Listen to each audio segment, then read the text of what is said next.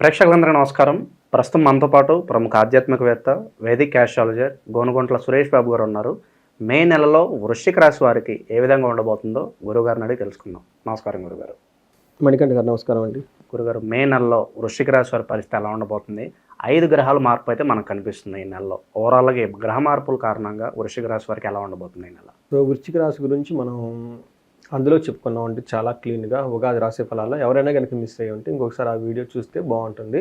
ఎందుకంటే జస్ట్ ఇప్పుడే కదా వాళ్ళకి ప్లానెట్స్ అన్ని మారుతున్నాయి. అందులో మనకి రాహుకేతువుల గురించి, గురువు గురించి కూడా మాట్లాడుకున్నాం. చాలా లెంతీ వీడియో చేసాం. అది ఒక్కసారి చూస్తే అందులో పరిహారాలు కూడా చెప్పడం జరిగింది. అయితే ఇది మన ఎపిసోడ్ మనం ఓన్లీ మే మంత్ గురించి మాట్లాడుకుంటున్నాం కాబట్టి మే మంత్లో ఈ వృశ్చిక రాశి వాళ్ళకి ఎలా ఉంటుందో మనం చూద్దాం. వీళ్ళకి అదృష్టం ఏమంటేనండి, ఏ గ్రహం కూడాను మంచి చేయాలనుకున్న గ్రహం మంచి చేయకుండా ఆగిపోయింది, చెడు చేయాలనుకున్న గ్రహం కూడా చెడు చేయకుండా ఆగిపోయింది. అంటే ఒక తటస్థంగా న్యూట్రల్గా ఉండే మంత్ అని మనం అనుకోవాలి. పెద్ద ఒడిదుడుకులు లేకుండా సాధారణంగా ఉంటుంది అని మనం గమనించుకోవాలి. ఏదైనా ఉన్నా కానీ మినిమల్ ఎఫెక్ట్ పడుతుంది అనమాట. అంటే తటస్థంగా ఉందని మనం చెప్పుకోవచ్చు. అది కూడా సూర్యుని యొక్క ప్రభావం ఎక్కువగా ఉంది.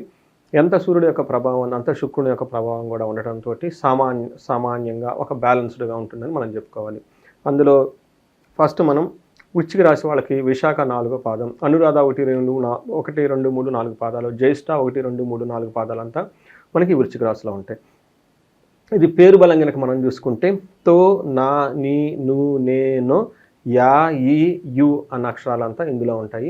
మన గ్రహస్థితిని బట్టి మనం కనుక చూసుకుంటే సూర్యుడి యొక్క సంచారం వృషభ రాశిలో, బుధుని యొక్క సంచారం మేషంలో, తర్వాత శుక్రుని సంచారంలో మీనలో, కుజుడు వచ్చేటప్పటికి కర్కాటక రాశిలో ప్రవేశిస్తూ ఉన్నారు. దీంతోపాటు మనకి రాహు కేతులు మారుతూ ఉన్నారు. వృషభ రాశిలో నుంచి మీనరాశిలో గురువు కూడా మారుతూ ఉన్నారు. ఒక్కటి వీళ్ళకి కొంచెం కేర్ఫుల్గా ఉండాల్సిన సమయం, ఎందుకంటే వీళ్ళకి అర్ధాష్టమ శని నుంచి చాలా వరకు ఉపశమనం వచ్చేసిందండి. అయితే వీళ్ళకి అష్టమంలో గురువు కూడా మారుతూ ఉండటంతో ప్రొఫెషనల్ మ్యాటర్స్లో కొంచెం ఇబ్బంది పడే అవకాశం ఎక్కువగా ఉంటుంది. రెండోది వీళ్ళకున్న జ్ఞానము, ఎక్స్పీరియన్స్, స్కిల్స్కి అంత ఉపయోగకరమైన బెనిఫిట్ అయితే రాదనమాట. కొంచెం అంటే వాళ్ళకి ఏదో హైయర్ ఎడ్యుకేషన్ చేసి ఉంటారు, చేసే జాబ్కి సంబంధం ఇట్లా డిస్సాటిస్ఫాక్షన్ ఎక్కువ ఉంటుంది ఈ రాబోయే రోజుల్లో. అయితే మనం ఈ మంత్ గురించి మాట్లాడుకుంటున్నాం కాబట్టి ఈ మంత్లో ఏం జరగబోతుందంటే మనకు సూక్ష్మ గోచారం, లఘు గోచారం ప్రకారం కనుక చూసుకుంటే సూర్యుని వల్ల యాత్రలు ఎక్కువగా చేస్తారు. కొంచెం హెల్త్ కాంప్లికేషన్స్ అంటే హెల్త్లో బాడీ ఓవర్ హీట్ చేయటం, ఇబ్బందులు పడటం, ట్రావెల్స్లు ఇవి ఎక్కువ జరుగుతూ ఉంటాయి. అయితే కుజుని వల్ల ఇప్పటిదాకా అనారోగ్యంతో ఎవరైనా కనుక బాధపడుతూ ఉంటారో ఆ అనారోగ్యం నుంచి ఉపశమనం లభించి ఆరోగ్యంగా ఉండే అవకాశం ఎక్కువగా ఉంటుంది.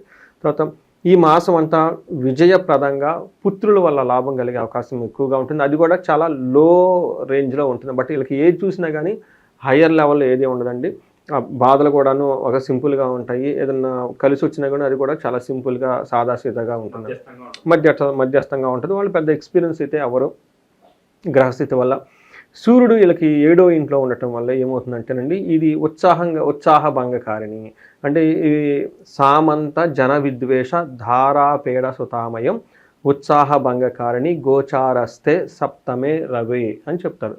గోచారంలో కనుక 7వ ఇంట్లో రవి ఉంటే ఏమవుతుందంట, సామంత జన విద్వేష అంటే వీళ్ళ కింద ఉన్న మెయిడ్స్ కానివ్వండి, పని చేసేవాళ్ళు కానివ్వండి, తర్వాత వీళ్ళ కింద పనిచేసే కొలీగ్స్ కానివ్వండి, ఎంప్లాయీస్ కానివ్వండి, వీళ్ళ మాట ఏంటంట, వీళ్ళంటే కోప్పడుతూ ఉంటారు. రెండోది ధారాపీడ సుతామయం, ధారా అంటే స్పౌస్, వాళ్ళతో ఇబ్బందులు పడుతూ ఉంటుంది. పుత్రుల వల్ల కూడా అనారోగ్యం వచ్చే అవకాశం ఎక్కువగా ఉంటుంది. ఇవి కాకుండా ఉత్సాహ భంగకారిణి, వీళ్ళు యాక్టివ్గా ఏదైనా ఒక పని స్టార్ట్ చేసి చక్కగా స్టార్ట్ చేద్దాం అనుకున్న టయానికి ఎవరో ఒకళ్ళు వచ్చేసి వీళ్ళని నిరుత్సాహపరుస్తూ ఉంటారు. అంటే ఒక రకం చూసుకుంటే వీళ్ళకి ఇబ్బందులు పెట్టే సిచ్యువేషన్స్ ఉన్నాయే తప్ప వీళ్ళని చెడగొట్టే ఈ లాస్ ఏదైతే ఏం లేదు. అది సహజం. మనం వెళ్తూ ఉండి క్రిటిసైజ్ చేస్తూ ఉంటాం, వాళ్ళు పెద్ద పరుచుకోని అవసరం లేదు. కొంచెం భార్య విషయంలో, పుత్రుల విషయంలో ఒక అటెన్షన్ పే చేయడం చాలా ఇంపార్టెంట్. ఎంప్లాయీస్ కింద వీళ్ళ కింద పనిచేసే వాళ్ళు ఎవరైనా ఉంటే వీళ్ళని ద్వేషిస్తుంటారు కాబట్టి కొంచెం మోటివేషన్ వాళ్ళకి అది చేసి కొంచెం వాళ్ళకు కూడా ఒక రిక్రియేషన్ లాగా ఏదైనా క్రియేట్ చేస్తే బాగుంటుంది. శారీరకంగా టైర్డ్నెస్ ఎక్కువ ఫీల్ అవుతూ ఉంటారు. ఇది సమ్మర్ కాబట్టి, గ్రహస్థితి అనుకూలంగా లేదు కాబట్టి వీళ్ళు పర్టికులర్ దూర ప్రయాణాలు చేసిన తర్వాత సన్ స్ట్రోక్ తగలకుండా, ఆయిల్ ఫుడ్స్ తీసుకోకుండా కొంచెం జాగ్రత్తగా ఉండేసి హెల్త్ కాంప్లికేషన్స్ ఉండే అవకాశం ఎక్కువగా ఉంది కాబట్టి దూర ప్రయాణాలు చేసినా తగు జాగ్రత్త తీసుకొని వెళ్తే చాలా బాగుంటుంది. కుజుడు వీళ్ళకి 9th హౌస్లో ఉండటం వల్ల ఉన్నా కానీ వీళ్ళకి మంచి చేస్తూ ఉంటాడు అనమాట. ఏ ప్రకారంగా అంటే ఏమని చెప్తారు, కొంచెం ప్రొఫెషనల్ రిలేటెడ్ మ్యాటర్స్లో ఉద్యోగంలో ప్రాబ్లమాటిక్ ఉన్నా కానీ వీళ్ళకి ఇబ్బంది పెట్టే అంత అయితే ఉండదు. తర్వాత ప్రయాణాలు వృధాగా చేసే అవకాశం ఎక్కువగా ఉంటుంది, కానీ వీళ్ళకి కొంచెం ప్లాన్డ్గా ఉంటే వాటిని అవాయిడ్ చేసుకోవచ్చు. ఓవరాల్గా చూసుకుంటే ఆ డబ్బులు కోల్పోయే అవకాశం ఎక్కువగా ఉంది, కానీ అంత ఎక్కువగా కోల్పోరు అనమాట. అంటే ఒక రకం తాటస్థంగా ఉండి న్యూట్రల్ అని చెప్పుకోవచ్చు. కొంచెం జాగ్రత్తగా ఎవరితో ఉండాలంటే బంధువులతో గొడవ అయ్యే అవకాశం ఎక్కువగా ఉంటుంది. వ్యాధుల వలన అనారోగ్యం వల్ల హాస్పిటల్స్కి అయ్యే అవకాశం ఖర్చు ఎక్కువగా ఉంటుంది. బట్ అది కూడా క్విక్గా రికవరీ అవుతారు వీళ్ళు. అంటే వెరీ క్విక్గా ప్రాబ్లమ్స్ నుంచి బయటకు వచ్చేస్తారని మనం చెప్పుకోవాలి. అయితే వీళ్ళకి శుక్రుడు 5th హౌస్లో ఉండి 11th హౌస్లో ఉండటం వల్ల భాగ్యం, లక్ వీళ్ళకి యాక్టివేట్ అవుతుంది ఈ టైంలో. ఇది ఒక మంచి మనకంటే పరిణామం అనుకోవాలన్నమాట. ఏ ప్రకారంగా అంటే దాసీ భృత్య జనలాభ నిత్య మృష్టాన్న భోజనం ధన ధాన్య అభీష్టార్థ పంచమస్తే భృగో అని చెప్తారు. భృగుడు కనుక 5వ స్థానంలో ఉంటే ఏమవుతుందంట, దాసీ భృత్య జనలాభం. ఇందాక మనం ఏం చెప్పుకున్నాం, ఎంప్లాయీస్ వీళ్ళ మాట వినరు అదంతా చెప్పుకున్నాం. ఈ శుక్రుడు దానికి న్యూట్రలైజ్ చేసి వాళ్ళ మాటిని ఏ విధంగా చేసేస్తూ ఉంటాడు ఫైనల్గా. అంటే వీళ్ళు ముందుగా సెన్స్ అయ్యి ఏదో ఒక ప్రోగ్రామ్ ఏదో ఒక ఈవెంట్ చేసి వాళ్ళు మళ్ళీ హ్యాపీనెస్ చేసేసుకుంటూ ఉంటారు. నిత్యం మృష్టాన్న భోజనం, చక్కగా భోజనం అని చేస్తే హెల్తీగా ఉంటారు. ధన ధాన్య అభీష్టార్థం, ధనం రూపేణ ధాన్యం రూపేణ అనుకున్న కోరికలు నెరవేరుతూ చక్కగా ఉంటుంది. అంతేకాకుండా 11th హౌస్లో శుక్రుని దృష్టి ఉండటంతో ప్రతిదీ లాభప్రదంగా ఉంటుంది. ఇది కూడా జెంట్స్ అయితే లేడీస్ ద్వారా లాభం ఉంటుంది, లేడీస్ అయితే జెంట్స్ ద్వారా లాభం ఎక్కువగా ఉంటుంది. అనుకున్న పనులు చక్కగా చేసుకుంటూ ఉంటారు. మనం కనుక చూసుకున్నామంటే ఈ మంత్ ఒక సామాన్యంగా ఉంది అని మనం చెప్పుకుంటే అంత ఇబ్బందికర పరిస్థితులు ఏది ఎక్కడా లేదు వీళ్ళకి. ఇక ఈ రాశిలో ఏ నక్షత్రాలు ఉంటారు గురుగారు, వాళ్ళకి ఎలా ఉండదు? మనకి ఇది ముందుగా చెప్పుకున్నట్లు ఇక్కడి నుంచి స్టార్ట్ అవుతుందండి. మనకి అక్షయ తృతీయ నుంచి స్టార్ట్ అవుతుంది. మనకి బుద్ధ పూర్ణిమ కూడా వస్తుంది. ఆ బుద్ధ పూర్ణిమకు సందర్భంగా మోరాలస్ అదే టైంలో గ్రహాలు కూడా మారుతూ ఉండటం వల్ల ఏదైనా కనుక చూసుకుంటే ఈ మంత్రం సాధారణంగా ఉంటుంది. మన గురువు మారుతుండడం వల్ల కొంచెం జాగ్రత్తగా ఉండాలి, ఆల్రెడీ చెప్పుకున్నాము. మనకి నక్షత్రం ప్రకారం కనుక చూసుకుంటే ఇందులో విశాఖ అనురాధ జ్యేష్ఠ 3 నక్షత్రాలు ఉంటాయి. విశాఖ వాళ్ళకి చూసుకుంటే కొంచెం జాగ్రత్తగా ఉండాలి. వీళ్ళకి రాజ్య లాభము, ప్రమోషన్స్ వచ్చే అవకాశం ఎక్కువగా ఉంది. తర్వాత ఇవి కాకుండా దరిద్రము, అతి భయము, రోగము చూపిస్తుంది. అనురాధ నక్షత్రం వాళ్ళకి అగైన్ ధనప్రాప్తి, రాజ్యలాభము, బంధనము, భయము 2 చూపిస్తుంది. తర్వాత జ్యేష్ఠ నక్షత్రం వాళ్ళకి ధనప్రాప్తి బాగుంది, రాజ్యలాభం బాగుంది. అయితే 3 విషయాల్లో కేర్ఫుల్గా ఉండాలి. దరిద్రము, బంధనము, భయము. బంధనం అంటే ఏమనుకోవచ్చు గురుగారు, ఎలాంటి విషయాల్లో బంధనం? బంధనం అంటే మనకి ఫ్యూచర్ గురించి కన్ఫ్యూజన్ స్టేట్లో ఎటు వెళ్ళాలి, ఏం చేయాలో తెలియదు ఉండదు. తర్వాత వెనకకి వెళ్తానికి లేదు, ముందుకు వెళ్తానికి ఉండదు, మధ్యలో ఆగిపోయి ఉంటుంది వ్యవహారం. ప్రోగ్రెస్ అనేది స్టాగ్నెట్ అయి ఉంటుంది. వీళ్ళు ఎలాంటి డెసిషన్ తీసుకోలేరు. సో నాకు తెలిసిన ఒకళ్ళు యుఎస్ నుంచి ఇండియాకి వచ్చేసారు. తర్వాత ఇప్పుడు వాళ్ళు మళ్ళీ యుఎస్ వెళ్తే ఎలా ఉంటుంది, అసలు వెళ్ళటమా లేదా, అక్కడ కూడా జాబ్ లేదు, ఇక్కడ కూడా జాబ్ లేదు, అసలు ఏంటి, ఒక స్టాగ్నెట్ ఆగిపోయారు అనమాట. దీని గురించి డెసిషన్ తీసుకుంది బంధించబడినట్లు అది క్లారిటీ లేదు దేనికి సంబంధించి. అట్లానే ఒకళ్ళకి నాకు క్లయింట్ ఫోన్ చేశారు, ల్యాండ్ అమ్మాలి. సో దాన్ని అమ్మితే ఉపయోగమా, అమ్మకపోతే ఉండవు. అమ్ముదాం అనుకుంటేనేమో అది ఎప్పుడో యాన్సిస్టర్ నుంచి వచ్చింది, చిన్న ప్రాబ్లమే ఉంది, కానీ ఆ చిన్న ప్రాబ్లం తీయడానికి డబ్బులు రావట్లేదు. దీన్ని అమ్ముతేనే ఇది అనవసరంగా వేస్టే, దీన్ని అమ్మకుండా ఆల్టర్నేటివ్ ఏమైనా ఉందా, ఏంటి డెసిషన్. ఇలాంటి నిజ జీవితంలో వచ్చే డెసిషన్లు చాలా ఉంటాయి. అట్లానే కొంతమందికి లవ్ ఫెయిల్యూర్ ఉంటుంది. ఇది నాకు అప్పుడప్పుడు కాల్స్ వస్తూ ఉంటాయి, చాలా బాధపడిపోతుంది, డిప్రెషన్లో ఉంటారు చాలామంది. మొన్న ఎవరో ఫోన్ చేశారు, ఏమండి 10 సంవత్సరాలు లవ్ చేశానండి, ఇప్పుడు వేరే వాళ్ళకి వెళ్ళిపోతున్నారండి, ఏంటండి. మనకి వినటానికి కొన్నిసార్లు నార్మల్గా అనిపిస్తుంది, బట్ అది వాళ్ళ లైఫ్ అంటే పెయిన్ వాళ్ళే అనుభవిస్తున్నారు కాబట్టి ఆ కష్టం ఏంటో వాళ్ళకి తెలుసు. ఇప్పుడు ఏంటి నెక్స్ట్ పొజిషన్ తెలియదు. ఇదైతే కన్ఫామ్. అమ్మాయి చేసింది, అబ్బాయి అయితే ఖచ్చితంగా కొన్ని కారణాల వల్ల నో అయిపోయింది, ఇంకా అవుట్ ఆఫ్ హ్యాండ్స్. నాకు చూసి చెప్పండి. నేను చూసి చెప్తే ఇంక ఇది అబ్బాయి వచ్చే కేసు కాదమ్మా, ఇంకా నీ లైఫ్ అనేది నెక్స్ట్ టర్న్ తీసుకోవాలి, ఇది నువ్వు ఎక్స్ట్రీమ్గా ఆలోచించే డెసిషన్ కాదు, ఇప్పటిదాకా అయిపోయిందంతా ఓకే వదిలేసేస్తాం. లేదండి ఫ్యూచర్లో ఇంకేమైనా ఉంటుంది అంటే, ఎందుకంటే ట్రబుల్స్ అమౌంట్ ఏం చేస్తావు, ముందులోనే పోయింది కదా, ముందులో పోవటం వల్ల ఎంత బాధ. ఒక సపోజ్ నువ్వు కావాలని పట్టుకొని చేసుకొని ఆ తర్వాత 2 పిల్లలు పుట్టిన తర్వాత అప్పుడు మళ్ళీ ఇలాంటి ప్రాబ్లం వస్తే ఏం చేస్తుంది, అది ఇంకా కాంప్లికేటెడ్ కదా. అందుకని దేవుడు మీకు మంచి చేశాడు అనుకోండి, వదిలేసేయండి, జస్ట్ మూవ్ ఆన్. కొన్ని పరిహారాలు అవి చెప్తూ ఉంటాయి. ఇవేమంటేనండి, మనకి ఫ్యూచర్ గురించి ఐడియా లేదు, ఇట్లాంటి వాళ్ళు వీటిని బంధించబడినట్లు ఉండే సిచ్యువేషన్లు ఎక్కువగా ఉంటాయి కాబట్టి ఇవి ప్రతి ఒక్కళ్ళు ఆగిపోతారండి స్టాగ్నేటెడ్. వీటికి బెస్ట్ రెమెడీ ఏమంటే విష్ణుమూర్తి. సో ఏమని చెప్తారంటే మనకి కొంతమందికి రుద్రాభిషేకం చేయించుకోమని రెమెడీ చెప్తాం. నెక్స్ట్ డే పూజ చేస్తారు. ఏమంటే రుద్రాభిషేకం ఎంక్వైరీ చేసుకున్నామండి, చాలా కాస్ట్ ఉందండి, అన్నీ చేయలేకపోతున్నానండి, ఇంకా అది ఫ్యూ థౌజండ్స్ అంతా స్పెండ్ చేసుకోవాలి కదా, అది కూడా లేదంటారు.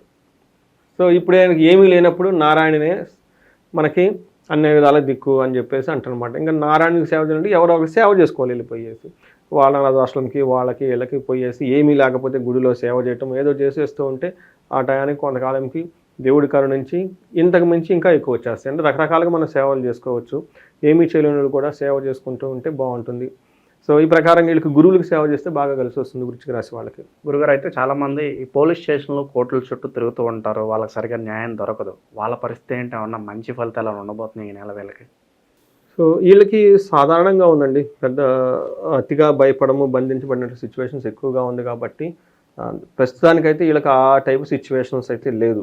పోలీస్ స్టేషన్ తిరిగి కోర్టులకు వెళ్ళి అంత అలాంటి సిచ్యువేషన్ లేదు. ఎందుకంటే అర్ధాశ్రమం నుంచి ఇప్పుడే బయటపడ్డారు వీళ్ళు. ఇంతకుముందు ఫేస్ చేసి ఉండొచ్చు. ప్రస్తుతానికైతే అంత సీరియస్గా ప్లానెటరీ కాంబినేషన్ ఏది లేదండి. ఇక మరి గ్రహస్థితి బట్టి వీళ్ళు ఎలాంటి పరిహారాలు పాటిస్తే బాగుంటుంది అంటారు గురుగారు? పరిహారాలు వీళ్ళకి దరిద్రము తర్వాత అతిగా భయపడటం రెండూ ఉన్నాయండి. ఈ రాశి వాళ్ళు దరిద్రం పోవటానికి, కొత్తగా ధన ప్రవాహం వీళ్ళకి మళ్ళా రావటానికి, లేదంటే పోయిన ధనం మళ్ళీ తిరిగి రావటానికి శ్రీ సూక్తంతో మనకి సంపుటీకరణ చేసిన మంత్రాన్ని జపం చేయించాలి, ప్లస్ హోమం కూడా చేయాలండి. దీంతోపాటు కుబేరు పాశుపతం కూడా చేసుకోవాలి. ఇవి కనుక చేసుకుంటే ఈ దరిద్రము ధన ప్రాప్తి నుంచి ఖచ్చితంగా బయటపడతారు. అందులో సమస్య లేదు. మేము చాలా చేస్తున్నామండి. ఈ రీసెంట్ టైంలో నేను మా పండితులు మొత్తం కలిసి కూర్చొని చాలా వెరైటీ అయిన ప్రోగ్రామ్ డిజైన్ చేసామండి. చాలా బాగా రెస్పాన్స్ వస్తుంది దీనికి. చేసిన వాళ్ళు కూడా మంచి ఫీడ్బ్యాక్ ఇస్తూ ఉన్నారనమాట. ఒకటి కుబేరు పాశుపతం, దీనితో పాటు రెండో రోజు కూడా కనుక యాడ్ చేసుకొని అమ్మవారిది విశేష హోమం ఉంటుంది, మహాలక్ష్మిది. ఇవి కనుక చేస్తే ఈ ప్రాబ్లం ఉంటుంది. ఇవి కాకుండా కొంతమందికి వీళ్ళకి రాజ్య లాభం చూపిస్తుందండి. అంటే వీళ్ళు ఒక సీనియర్ పొజిషన్ తీసుకోవటానికి ఆటంకాలు వస్తూ ఉంటాయి. లేదంటే వీళ్ళు మేనేజర్ అయ్యారు, తర్వాత చాలామంది స్టాఫ్ అంతా ఇబ్బందులు పెడుతూ ఉంటారు. లేదంటే వీళ్ళు ఒక మంచి పని చేస్తూ ఉంటారు, పొలిటికల్ అపోజిషన్ వచ్చి ఇబ్బంది పెడుతూ ఉంటుంది. అంటే ఎప్పుడైతే వీళ్ళు ఒక రెస్పాన్సిబిలిటీ తీసుకొని ముందుకు వెళ్తూ ఉన్నారో మంచి ఉద్దేశంతో, చాలా ప్రాబ్లమ్స్ కనుక వచ్చేస్తూ ఉంటే వీళ్ళకి రాజ్య ప్రాప్తి కావాలి, అమ్మవారి రాజ్యలక్ష్మి యొక్క కృపా కటాక్షం కావాలి. అప్పుడు ఆ రాజ్యాధికారం వచ్చేస్తుంది అనమాట. అంటే వీళ్ళకి తీసుకున్న రెస్పాన్సిబిలిటీని సక్సెస్ఫుల్గా ఎలాంటి ఒడిదుడుకులు వచ్చినా కానీ ఎగ్జిక్యూట్ చేసి రిజల్ట్ తాగలగల సామర్థ్యం వాళ్ళకి వచ్చేస్తుంది. అప్పుడు రాజశ్యామల యాగం చేయించుకున్న 2 days 3 days వాళ్ళకున్న సామర్థ్యాన్ని బట్టి కనుక చేసుకుంటే ఇవి కూడా చాలా చక్కటి మంచి రిజల్ట్ వచ్చేసినాయి అండి. ఇవన్నీ చేయించుకుంటే బాగుంటుంది. భార్యాభర్తలు ఎవరైనా కనుక గొడవ పడుతుంటే అన్యోన్య దాంపత్య పాశుపత అభిషేకం, చాలా సింపుల్ అండ్ బ్యూటిఫుల్ అభిషేకం. ఇవన్నీ మనకు ఆల్రెడీ ఇచ్చున్నారండి. యాక్చువల్గా మనకి అర్జునుడు అంతటి వాడికి పాశుపత అభిషేకం మన ఆంధ్రాలోనే తీసుకున్నాడు ఆయన. మీకు తెలుసా అది? అక్కడ నార్త్ నుంచి వచ్చి ఓకే శ్రీకృష్ణుడు యొక్క గైడెన్స్ తోటి ఇంద్రకీలాద్రి విజయవాడ మీద 14 సంవత్సరాలు తపస్సు చేసి ఆ పాశుపత అస్త్రాన్ని సంపాదించుకున్న ప్లేస్ ఆంధ్ర మనవాళ్ళమే. అందుకని ఆంధ్ర వాళ్ళకి పాశుపత యోగాలు విపరీతంగా సిద్ధిస్తాయి. చాలా ఉన్నాయండి మంచి మంచి. కొంచెం ఎక్స్పెన్సివ్ అవుతుంది, కానీ ఆ ఎక్స్పెన్సివ్ ఒక స్మార్ట్ ఫోన్తో కొనుక్కుంటే ఈరోజు స్మార్ట్ ఫోనే అవుతుందండి. 1,50,000 60,000 పెట్టుకుంటున్నారు.